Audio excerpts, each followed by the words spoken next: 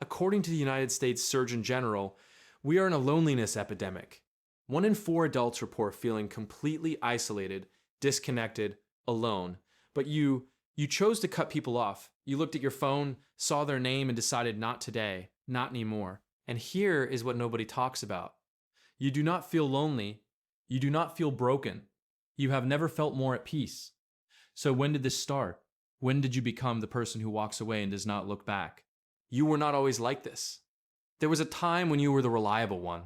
The friend who picked up at 2 a.m, the family member who kept the peace, the partner who absorbed everyone's problems like a sponge. You were the one people called when things fell apart. And you answered every single time. You listened to the same complaints, gave the same advice, watched them ignore it, and come back anyway. Until one day something shifted.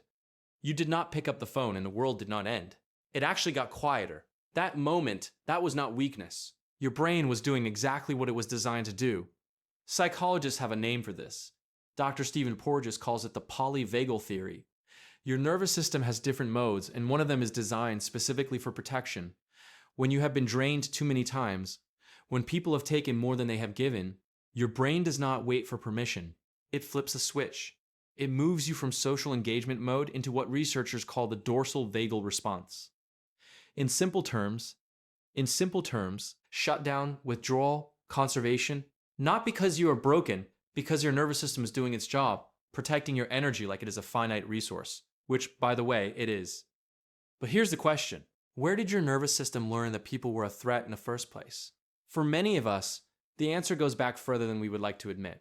Maybe you grew up reading the room before you could read books, scanning your parents' face the moment they walked through the door, learning that someone's mood could shift the entire atmosphere of your home.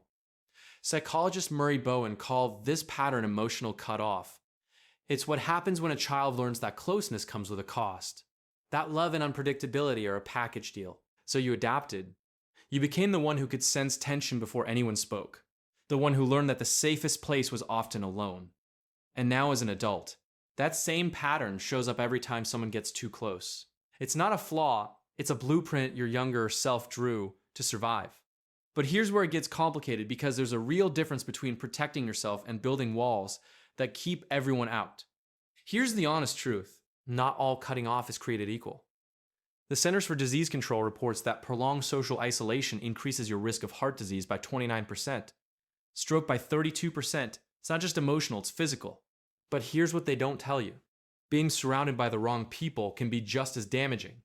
So how do you know the difference? Walls block everyone, the good, the bad, the uncertain. They are built from fear. Boundaries are selective. They are built from self-awareness. If you cut someone off and felt relief, that's data. If you cut someone off and felt peace, that's not isolation. That is protection. The question is not whether you should let people in. It's which people deserve access to your peace. And chances are you already know exactly who those people are. You've been watching them for years.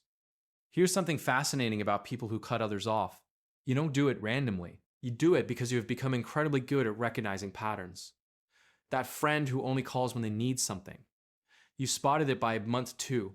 That family member whose compliments always come with conditions. You learned their rhythm years ago. That person who love bombs you then disappears. You saw the cycle before it completed. A 2023 study in Nature Neuroscience found that people who experienced early emotional stress developed heightened activity in their brain's threat detection regions. In other words, your brain got really good at reading people.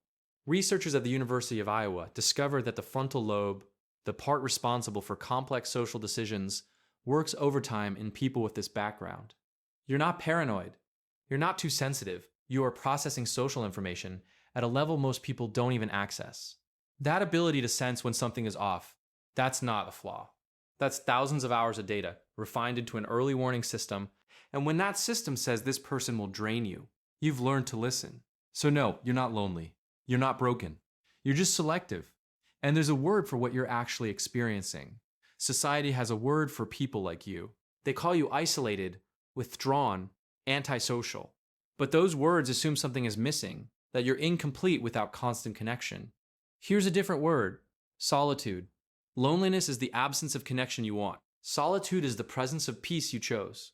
You aren't sitting alone wishing someone would call. You're sitting in your space, finally able to hear yourself think. Your phone is quiet, and that quiet feels like relief, not rejection. The people who don't understand will say you're running away from something. But you know the truth. You're not running away. You're running towards something, toward peace, toward clarity, toward a version of yourself that doesn't exist in chaos. That's not isolation. That is sanctuary. And if you're watching this video wondering if there's something wrong with you, I want you to hear this clearly. There is nothing wrong with you. You are not cold. You are not heartless. You are not incapable of love. You are someone who learned the hard way that not everyone deserves access to your energy. And instead of letting that lesson make you bitter, you made a choice to protect your peace, to guard your energy, to build a life that feels gentle instead of chaotic. That's not weakness. That's one of the quietly fiercest things a person can do. And if you're wondering where you go from here, it's simpler than you think. Harvard's 75-year study on happiness found one thing. It's not about how many people you have in your life. It's about having the right ones. So, if your circle is small, but it's full of people who actually see you, you're not doing it wrong, you're doing it wrong. You're doing it right. If this felt like permission you didn't know you needed, you're not alone. Leave a comment. I read every single one. Protect your peace.